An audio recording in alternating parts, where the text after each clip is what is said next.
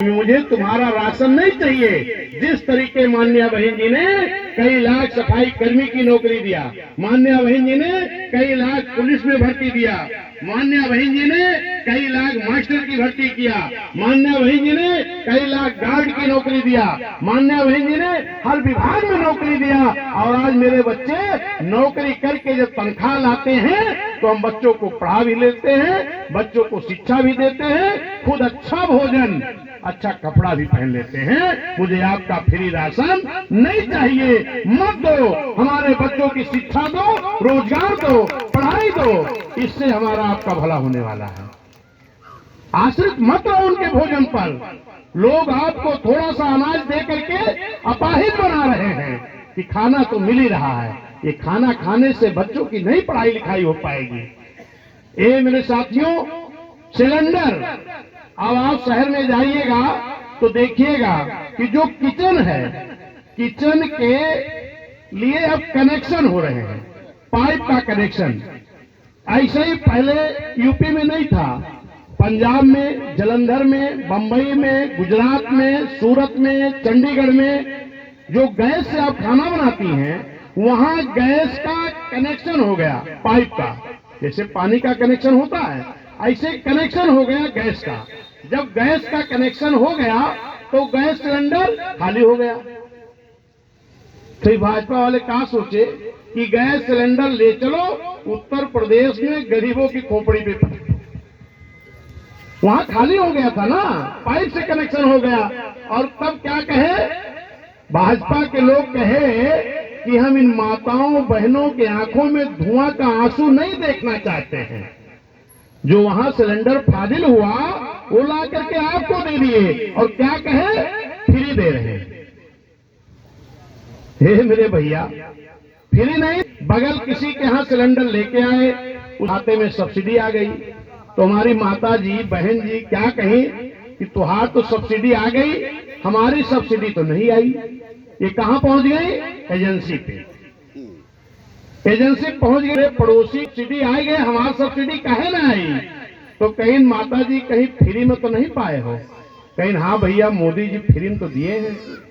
तो कहीं जब तक कि भाजपा वाले सूद ब्याज सहित जोड़ करके आपके सिलेंडर का पैसा वसूली नहीं कर लेंगे, तब तक सब्सिडी आपकी आने वाली नहीं है।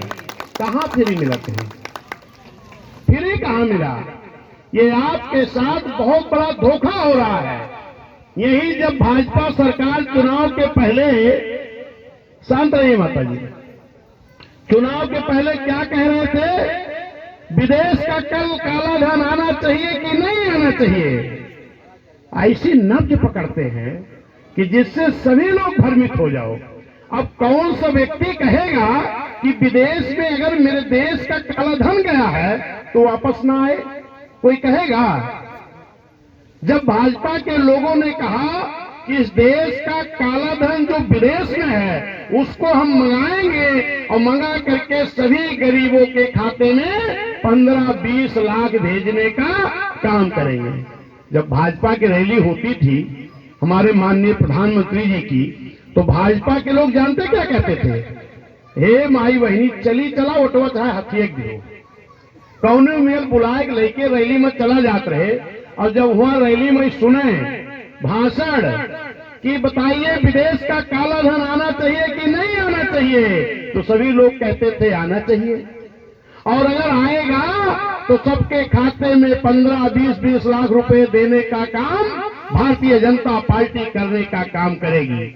सभी हमारे माता बहनें, हमारे भैया लोग तुरंत जोड़ने लगे, बड़का भैया, मझिलका भैया, संझिलका भैया, छोटका भैया, 4 भैया, पिताजी 5 लोग। अगर 20-20 लाख भाजपा हमें दे दे तो 20 पंचे 100, 1 करोड़ तो हमारे खाता में आई जाए। जवन ले गए कल बात सुनी आई है, बाद में हथिये बटवा गई है, जे हुआ गवा सुनिस कही, अरे भैया 1 करोड़ घरे आए। नहीं कमल का फूल शुरू। लेकिन साथियों, जब इनकी सरकार बन गई तो इन्होंने क्या किया? एक जनधन खाता खुलवाना शुरू किए। जब जनधन खाता खुलने लगा तो हमारी माता बहनें, हमारे भाई लोग क्या सोचे कि जो भाजपा ने वादा किया है 20-20 लाख देने का, ये यही फ्री वाले खत्म सबका आए। भरी सर्दी, भरी बरसात, भरी गर्मी में बैंक में हमने देखा वो लंबी लंबी लाइन काहे का 20-20 लाख आवे वाला बात एक जने खातम। यही तो रहा, खूब लाइन लगा करके सभी लोगों ने एक जनधन खाता खुलवाया और जब ये देखा ये खाता तो मेरे नाम है, तो सभी लोगों ने उस खाते में कुछ ना कुछ पैसा 100, 200, 500 करके डाल दिया और ये पैसा कितना हुआ, कई हजार करोड़ हुआ। ये थोड़ा थोड़ा पैसा कई हजार करोड़ जमा हो गया है। और जो काला धन लावे का कह रहे, काला धन तो आवा नहीं। जो काला धन इस देश का विदेश में गया है, वो विदेश में गया हुआ काला धन ये बड़े बड़े उद्योगपतियों के हैं, बड़े बड़े लोगों के हैं। और बड़े बड़े लोग किसके हैं? भाजपा के। बड़े बड़े लोग भाजपा के हैं, गरीब लोग सब बहुजन समाज पार्टी के हैं, जिनके पास काला धन विदेश में रखने के लिए है ही नहीं। ये मेरे साथियों, विदेश का काला धन तो नहीं आया, लेकिन जो इस देश का पैसा इस देश में था उसको काला धन नहीं कहते हैं, उसको क्या कहते हैं? ब्लैक धन। ये हमारे माई बहनी कौनो मिल 100, 50, 200, 400 बचाए बचाए के 1000, 2000, 4000 रखे रही। कुछ बड़े लोग हैं तो वह हो सके 10, 20, 50 लाख रखे रहा हुए, लेकिन वो क्या धन था? काला धन नहीं, ब्लैक धन। जो इस देश के लोगों ने नंबर 1 में बैंक में ना रख करके ब्लैक धन अपने खाते में रखा था, लेकिन वो भी अगर निकालते थे स्कूल बनाने के लिए, कोई बिल्डिंग बनाने के लिए, तो इस देश का पैसा इसी देश में लगता था, बाहर नहीं जाता था। लेकिन जो काला धन इस देश का बाहर था वो आज तक ना आया है, न उसको लाने की कोई बात होती है। अलग से ही जरूर भवा कि जो हमारे माई बहनी 10, 20, 50 बटोर चावल के कूड़ा में पन्नी में लपेट के धरे रहत नहीं कि जहिया हमरे लड़का के फीस चुक जाई, जहिया हमरे बेटवा बिटिया के दवाई ना हो पाए, वो का निकाल के हम दवाई करा ले, बच्चन के फीस दे दे, वो पैसा भी रात में 12 बजे नोटबंदी करके वो सब निकलवाए। ब्लैक धन था वो भी बाहर आ गया। हर चीज में टैक्स ज्यादा हो गया, जीएसटी भी ज्यादा हो गई, उसके बाद भी हर सामान पे महंगाई कई गुना बढ़ा दी गई। कहां गया है पैसा? जरा सोचो कि जब इस देश में लोगों के पास ब्लैक धन भी था, जब लोगों के पास टैक्स भी कम लगता था, तब तो नहीं। आज तो कोनो लड़का अगर मोटरसाइकिल से हेलमेट पकड़ लिया तो 1000, 2000 जुर्माना हो जाता है। लाइसेंस जोन बनता था। हमारा कहने का मतलब आप महंगाई कहाँ देख रहे हैं? बहुत ज्यादा देख रहे हैं भैया। गैस सिलेंडर 400 कुछ का रहा, आज 1500 का होगा, 1100, 1200 होगा। पेट्रोल के दाम 50-60 रुपए रहा, आज 100 रुपए होगा। सरसों के दाम 50-60 रहा, आज 200 रुपया होगा। यही तो देखा था, लेकिन कुछ ना ही बचा है। कपड़ा महंगा हो गया, बर्तन महंगा हो गया, बच्चों की पढ़ाई की फीस महंगा हो गई, आपके बच्चों की किताबें महंगी हो गई, आपके सब चीज जो उपयोग की है ये महंगी कर दी गई है। और इस देश का सारा ब्लैक धन भी आ गया बाहर, टैक्स भी ज्यादा हो गया, जीएसटी भी ज्यादा पड़ गई। छोटे व्यापारी भी हमारे किस तरह से किया जाता है? कहा जाता है कि जिसका 1 करोड़ के नीचे व्यापार कारोबार होगा उनका जीएसटी नहीं लगेगा। लेकिन जो छोटा व्यापारी है, छोटा दुकानदार है, अगर ये सामान लेने जाएगा तो कहां से लेगा? बड़े होलसेल वाले से, बड़े मैन्युफैक्चरिंग वाले से। तो जो बड़ा होगा वो तो बिना टैक्स के नहीं देगा, बिना जीएसटी के नहीं देगा। तो ये जो छोटा व्यापारी है जिसकी इनकम भी कम है, वो बड़ा व्यापारी कहता है कि हमें जीएसटी नंबर दो तब माल देंगे, तो उसको भी रजिस्ट्रेशन कराना पड़ा कि नहीं?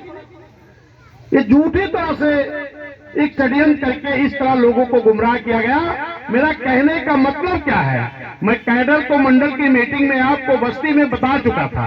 आज मैं कुछ उन चीजों को आपको बताना चाह रहा था जिससे हमें लोग गुमराह कर रहे हैं। अभी जब चुनाव 22 का विधानसभा का चला है, इस चुनाव में क्या कहा गया?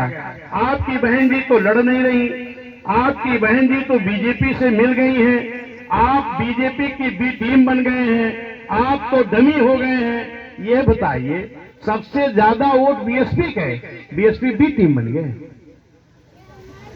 ये भाजपा के प्रचार तंत्र ने इस तरह से गलत प्रचार किया और उस प्रचार में हम लोग फंस गए।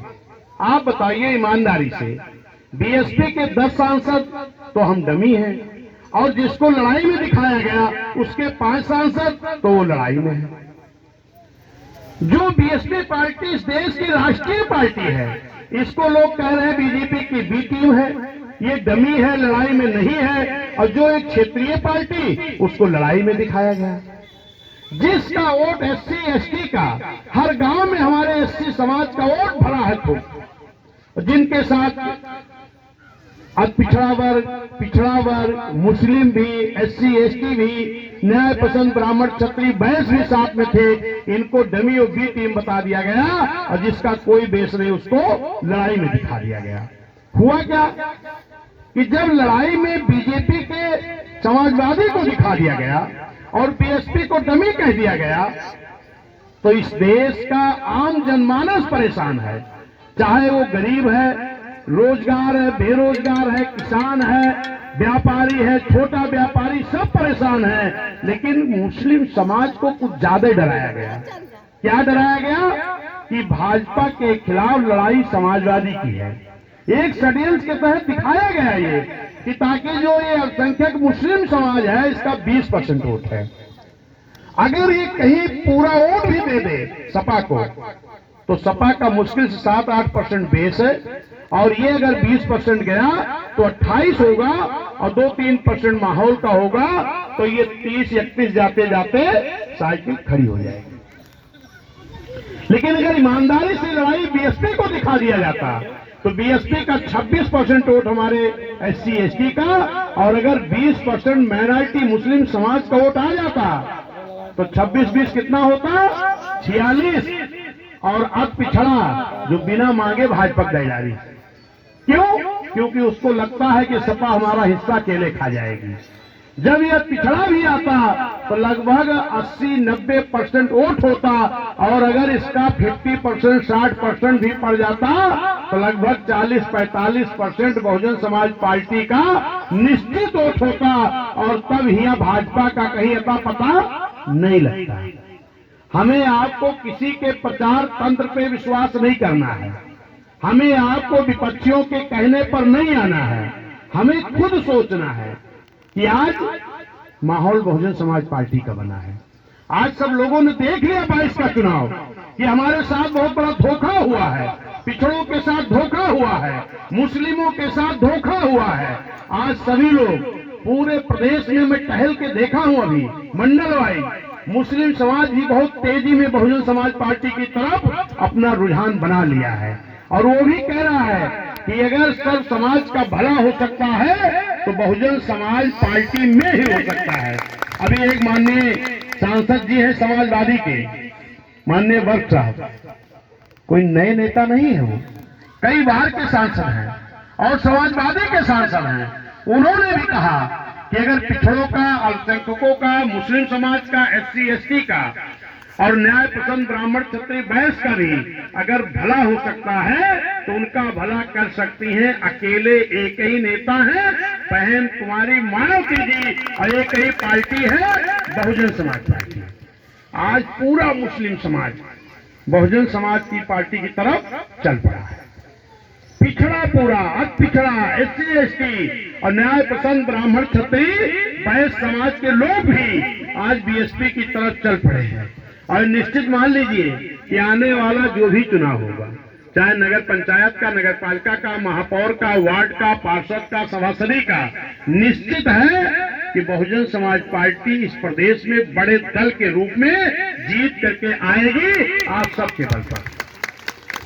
लेकिन मैं ऐसे उन लोगों से भी निवेदन करना चाहता हूं कि जो तमाम हमारे साथी पद पे नहीं है, पहले पद पे रहे हैं, पहले किसी बड़े पद पर रहे, छोटे पद पर रहे, मान लो आज पद पे नहीं है, मैं सभी लोगों से निवेदन करना चाहता हूं, पद हो या ना हो, लेकिन आप अगर बाबा साहब के मिशन को पूरा करना चाहते हो, आप अगर मानो साहब के जीवन के संघर्षों को याद है, उस संघर्षों में साथ चलना चाहते हो, आज माननीय बहन जी लगातार संघर्ष कर रही हैं, इनमें साथ चलना चाहते हो, तो पद मत देखो कि पद है कि नहीं है, पद हो ना हो, लेकिन आप ईमानदारी से, अगर आप पुराने वर्कर हो तो आपको मालूम है कि बाबा साहब क्या चाहते थे, आपको मालूम है माननीय कांसी राम साहब की सोच क्या थी, विचारधारा क्या थी, चाहते क्या थे, और आज माननीय बहन जी संघर्ष किस तरह कर रही हैं। आप सभी लोग मेरे साथियों को तैयार हो गए और एक एक वार्ड जहां जिसका घर पड़ता हो, अपने वार्ड में, अपने पार्षद सीट पर, अपने नगर पंचायत में, अपने नगर पालिका में और अपने महानगर में, जहां जिसका जो पड़ता हो, ये मेरे सम्मानित साथियों लग जाइए। अगर इन शहरों के चुनाव में आपका बढ़िया रिजल्ट आ गया तो ये निश्चित मान लीजिएगा कि आने वाला जो लोकसभा का चुनाव होगा, जब शहरों में आपका बढ़िया रिजल्ट आ जाएगा, शहरों में, तो देहातों में तो आपका है ही है, आपका देहातों में भी है, शहरों में भी है। ये सिद्ध करो कि देख लो हम शहरों में कितनी बड़ी तादाद में रहते हैं, हमारा रिजल्ट क्या आया है। तो निश्चित है कि आने वाले 24 के चुनाव में ये देश का सबसे बड़ा प्रदेश है उत्तर प्रदेश, और उत्तर प्रदेश में कोई नई बात नहीं है। उत्तर प्रदेश में साथ में बहुजन समाज पार्टी ने अल्पसंख्यक मुस्लिम समाज के बल पर, पिछड़ों के बल पर, पिछड़ों के बल पर, SC ST के बल पर, न्याय पसंद ब्राह्मण क्षत्रिय वैश्य के बल पर, उस देश के बड़े प्रदेश उत्तर प्रदेश में बहुजन समाज पार्टी सरकार बना चुकी है और बहन जी मुख्यमंत्री बन चुकी है। और फिर आने वाले 24 में इस देश का बड़ा प्रदेश है, अगर इस प्रदेश से ज्यादा सांसद हमारे जीत करके गए तो आने वाले समय में कोई दूसरा नहीं, इस देश की प्रधानमंत्री माननीय बहन जी बनेगी, दूसरा कोई नहीं। बाबा साहब क्या इशारा करते हैं, एक हाथ में संविधान और एक हाथ में इशारा, क्या कि दिल्ली की उस कुर्सी पर कब्जा करो, प्रधानमंत्री की कुर्सी पर, जहां बैठ करके मेरे इस बनाए हुए संविधान को लागू कर सको। क्योंकि बाबा साहब ने कहा था ये संविधान तो बहुत अच्छा बना है, लेकिन अगर इसको लागू करने वालों की नीयत साफ नहीं रही तो अच्छा संविधान भी अच्छा काम नहीं कर पाएगा। DSP क्यों बनाना पड़ा? क्योंकि माननीय कांसी राम साहब मान्य बहन जी ने देखा कि उस संविधान में जो गरीबों की हित की बात लिखी है, इस देश के हुकूमत करने वाले लोग संविधान का पन्ना पलटते हैं और जिस पेज पर गरीबों के हित की बात लिखी है, सर्व समाज के गरीबों की बात लिखी है, उस पेज को तुरंत दबा दिया जाता है। वोट का अधिकार दे करके बाबा साहब सबको गए कि सभी लोग वोट के बल पर ग्राम सभा से लेकर के लोकसभा तक और प्रधानमंत्री की कुर्सी तक कब्जा करेंगे। लेकिन साथियों इस देश में बड़ा दुर्व्यवहार हुआ है। वोट का अधिकार तो सबको था, लेकिन सबको चुनाव लड़ने का मौका नहीं मिलता था। वोट देने का अधिकार तो सबको था, लेकिन वोट लेने का अधिकार सबको नहीं था। ये अगर किसी ने देने का काम किया तो माननीय कांसी राम साहब ने बहुजन समाज पार्टी बना करके मान्य बहन जी ने कहा कि अब इस देश में सबकी भागीदारी होगी, सबकी भागीदारी होगी, जिसकी जितनी संख्या भारी उसकी उतनी हिस्सेदारी। भागीदारी के तहत सभी समाज के लोगों को भागीदारी मिल रही है। सभी समाज के लोगों को सत्ता आने के बाद में सबका मान सम्मान स्वाभिमान सुरक्षित था, सभी लोगों का विकास हुआ है। फिर से अगर इस देश में सब समाज का विकास चाहते हैं तो इस देश का हुक्मरान बहुजन समाज पार्टी को बनाना पड़ेगा। और जब तक इस देश में बहुजन समाज हुक्मरान नहीं बनेगा तब तक बाबा साहब का बनाया हुआ संविधान पूरी तरह से लागू नहीं हो सकता है। और जब तक बाबा साहब का संविधान पूरी तरह लागू नहीं होगा तब तक इस देश का पूर्ण रूप से विकास नहीं हो सकता है। मैं अपनी बात समाप्त करते हुए, क्योंकि अभी एक मीटिंग मेरी और बस्ती में भी है।